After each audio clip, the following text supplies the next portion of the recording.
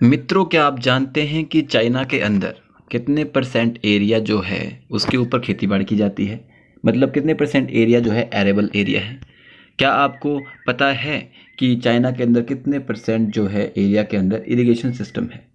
क्या आप इसके बारे में जानते हैं? या क्या आप जानते हैं कि हमारे भारत देश के अंदर कितने परसेंट एरिया के अंदर इरिगेशन किया जाता है और कितने परसेंट एरिया के अंदर खेती बाड़ी की जाती है? क्या आपको पता है कि पूरे ऑल ओवर वर्ल्ड के अंदर कितने परसेंट जो है भूमि है वो एरेबल भूमि या फिर खेती योग्य भूमि है या खेती योग्य क्षेत्र है? अगर आपको नहीं पता है तो इस वीडियो में हम डिस्कस करने वाले हैं। तो सबसे पहले आपके दिमाग में क्वेश्चन आना बहुत ज़्यादा लाजमी है कि हम इसके बारे में आज इस वीडियो में क्यों पढ़ रहे हैं। तो मैं आपको बताना चाहूँगा कि यूपीएससी 2023 के अंदर आपसे इसके बारे में पहले ही क्वेश्चन पूछ चुकी है प्रीलिम्स के अंदर। क्वेश्चन क्या है कि India has more arable area than China, मतलब चीन की तुलना में भारत में ज़्यादा कृषि योग्य क्षेत्र है, ये स्टेटमेंट है। दूसरी स्टेटमेंट है कि the proportion of irrigated area in is more in India as compare to China, चीन की तुलना में भारत में सिंचित क्षेत्र का अनुपात अधिक है। तीसरा यह है कि average of productivity per hectare in India agriculture is more या हायर देन इन चाइना। तो इन तीन स्टेटमेंट में कौन सी स्टेटमेंट सही है, कौन स्टेटमेंट गलत है, ये आपसे पूछा गया था। तो जब भी हम कोई क्वेश्चन यूपीएससी का अटेम्प्ट करते हैं तो सबसे पहले हमारा यही अप्रोच रहता है कि हम जो उस क्वेश्चन के अंदर जो भी टॉपिक है उनको एक बार देखें। जैसे एरेबल एरिया क्या होता है उसके बारे में पता होना चाहिए, इरिगेटेड एरिया क्या होता है उसके बारे में पता होना चाहिए, और प्रोडक्टिविटी क्या होती है उसके बारे में पता होना चाहिए। एरेबल एरिया, जैसा कि आप जानते हैं कि एरेबल एरिया ऐसे एरिया जो कृषि योग्य क्षेत्र होता है जिनके ऊपर हम खेती बाड़ी कर सकते हैं, उसको एरेबल एरिया कहा जाता है। इरिगेटेड एरिया जिनके ऊपर सिंचाई क्षेत्र जो होता है, जहाँ पे सिंचाई की जा रही है, सिंचाई के माध्यम से ही जो फसलों को जो पानी पहुंचाया जाता है उसको कहा जाता है इरिगेटेड एरिया। प्रोडक्टिविटी, आप सभी जानते हैं कि प्रोडक्टिविटी का मतलब क्या होता है कि पर हेक्टेयर में से हम कितना उसमें से प्रोडक्शन निकाल रहे हैं, कितना प्रोडक्ट निकाल रहे हैं। जैसे मान लो गेहूं है या कोई चावल है, तो पर हेक्टेयर में से कितना किलो गेहूं या कितना क्विंटल गेहूं, कितना क्विंटल चावल हम निकाल रहे हैं या कितना टन निकाल रहे हैं, उस हिसाब से क्या होता है उसको हम प्रोडक्टिविटी कहते हैं। तो तीनों स्टेटमेंट आपको पता लगी। अब पहला क्वेश्चन आपके दिमाग में यह भी तो आना चाहिए कि भाई यूपीएससी ने इरिगेटेड एरिया या फिर एरेबल एरिया के बारे में क्वेश्चन क्यों पूछा? आना चाहिए कि नहीं चाहिए? आना चाहिए कि इसके बारे में ही क्वेश्चन क्यों पूछा गया। तो मैं आपको बताना चाहूँगा कि हम यूपीएससी ने इसके बारे में क्वेश्चन क्यों पूछा। क्वेश्चन इसलिए पूछा क्योंकि ये न्यूज़ में था। कब था न्यूज़ में? तो मैं आपको बताना चाहूँगा कि 16 दिसंबर 2022 के अंदर पीआईबी के अंदर यह आपसे कहा जाता है कि ministry of agriculture and farmer welfare ने arable area land in the country का रिकॉर्ड दिया है कि as per the latest use statistics at a glance the details of arable land in area for the year. तो यह क्या था, news के अंदर था। तो इसके ही साथ इसको कंपैरिजन में किसके लिया गया, चाइना के साथ कंपैरिजन करने के लिए इसमें क्वेश्चन पूछा गया था। तो अब मैंने आपको बताया था कि एरेबल लैंड क्या होता है। ठीक है, एरेबल जो है एक लैटिन शब्द है, एरेबिलिस से लिया गया है, जिसका मतलब होता है कि एबल टू बी प्लव्ड। कोई भी लैंड जिसके अंदर खेती बाड़ी की जा सके और हम उसमें से फसल को उगा सके उसको एरेबल लैंड कहा जाता है। ठीक है जी।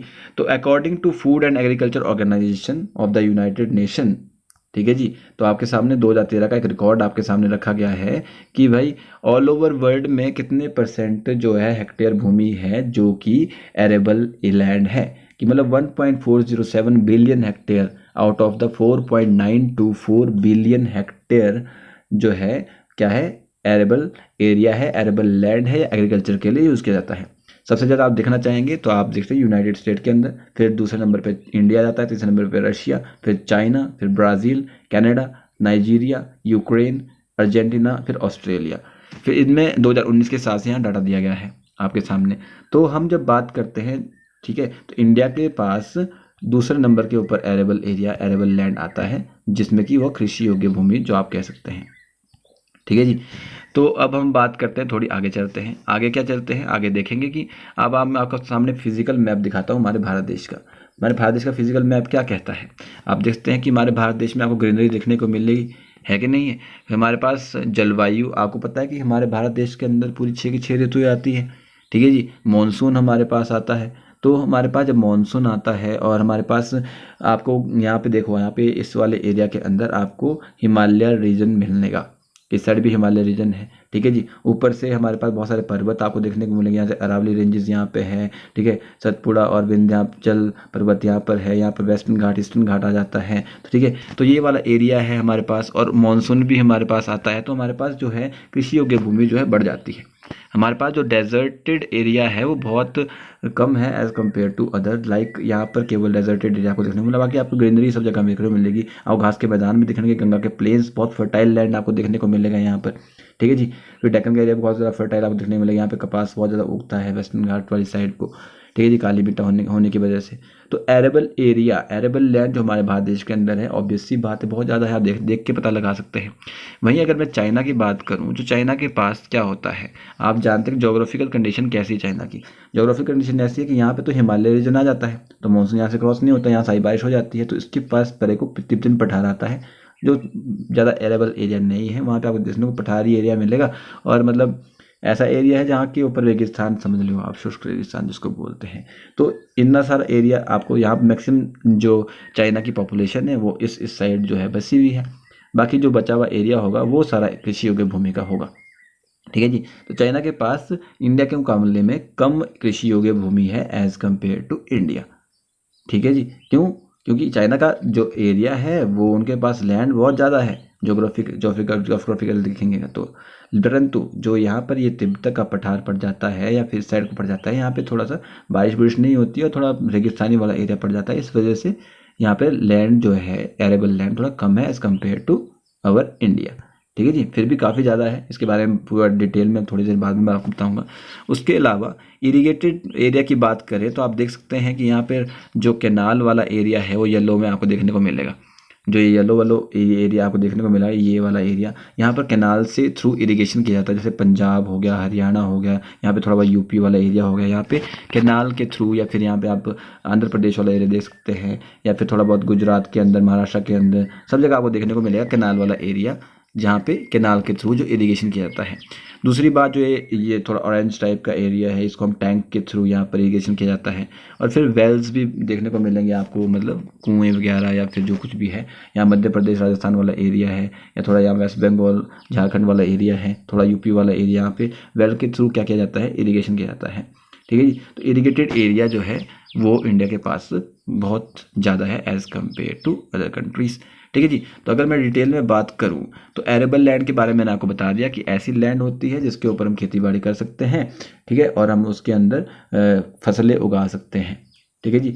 वर्ल्ड पॉपुलेशन रिव्यू की बात करें तो इंडिया के पास 156.1 मिलियन हेक्टेयर लैंड जो है वो एरेबल लैंड है, जिसकी 47% है पूरे ऑल ओवर लैंड एरिया का। चाइना के पास कितना है? चाइना के पास केवल 119.5 मिलियन हेक्टेयर है, जो कि 12% है इसके एरिया का केवल। क्यों है? इसका रीज़न मैं आपको बता चुका हूँ। मतलब इंडिया के पास ज़्यादा एरेबल एरिया है एज़ कम्पेयर टू चाइना, ये मैं पहले आपको बता चुका हूँ। दूसरी बात, जो इरीगेटेड एरिया है इज़ अराउंड 48% इन इंडिया, परंतु 40 से 41% केवल चाइना के पास है। It means that higher percentage of its arable land under irrigation than China की। इंडिया के पास क्या है? ज़्यादा हम सिंचाई की व्यवस्था या सुविधा है एज़ कम्पेयर टू जो है चाइना के। परंतु तीसरी बात हमें ये जानना बहुत ज़्यादा जरूरी है कि प्रोडक्टिविटी जो है हम कैसे मेज़र करते हैं? Yield per unit area of land में कितने पर यूनिट एरिया के अंदर हम कितना का प्रोडक्शन निकाल सकते हैं, उससे प्रोडक्टिविटी निकलती है, ठीक है जी। ये मैं आपको बता चुका हूँ उसके बारे में। कितना का मतलब कोई भी क्रॉप है कितना का प्रोड्यूस किया जाता है पर हेक्टेयर, उससे हम प्रोडक्टिविटी निकालते हैं। जो चाइना की है प्रोडक्टिविटी वो हमारे इंडिया से ज़्यादा है। कैसे? चाइना के पास 6.7 ton per hectare of rice निकलता है और 5 टन फॉर वीट निकलता है, परंतु जो इंडिया की एरीगेटेड हेक्टेयर है, इरिगेशन नहीं पर हेक्टेयर प्रोडक्टिविटी जो है वो 2.4 टन है राइस की और 3 टन है वीट की। मतलब हम वीट के मुकाबले में 2 कम है, और अगर राइस के मुकाबले में देखा जाए तो कितना कम है? कितना कम है जी? 4.3 टन कम है हमारा एज कम्पेयर टू चाइना, ठीक है जी। तो अब हम क्वेश्चन को अटेम्प्ट करते हैं कि क्या क्वेश्चन पूछा गया था कि India has more arable area than China, तो ये स्टेटमेंट सही हो जाएगा, ठीक है जी।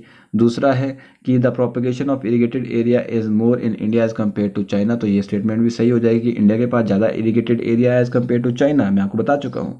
तीसरी बात क्या थी कि the average productivity per hectare in India agriculture is higher than that in China, तो ये स्टेटमेंट आपका गलत हो जाएगी क्योंकि इंडिया जो है पर हेक्टेयर प्रोडक्टिविटी इंडिया की एज कम्पेयर टू चाइना थोड़ी कम है। ठीक है जी। क्या है उसमें कितनी है वो मैं आपको पहले बता चुका हूँ, आप फिर से एक बार देख लीजिएगा। तो इसमें से 2 स्टेटमेंट आपकी सही हो जाएंगी, एक स्टेटमेंट गलत हो जाएगी। तो कितना बोलेंगे, how many statements are correct, only 2 आपका आंसर हो जाएगा, केवल 2 जो है आपका आंसर हो जाएगा। तो होप सो आपको यह वीडियो समझ आया होगा। वीडियो को लाइक या डिसलाइक करके अपना फीडबैक जरूर दीजिएगा। तो मिलते हैं नेक्स्ट वीडियो में, तब तक के लिए जय हिंद जय भारत।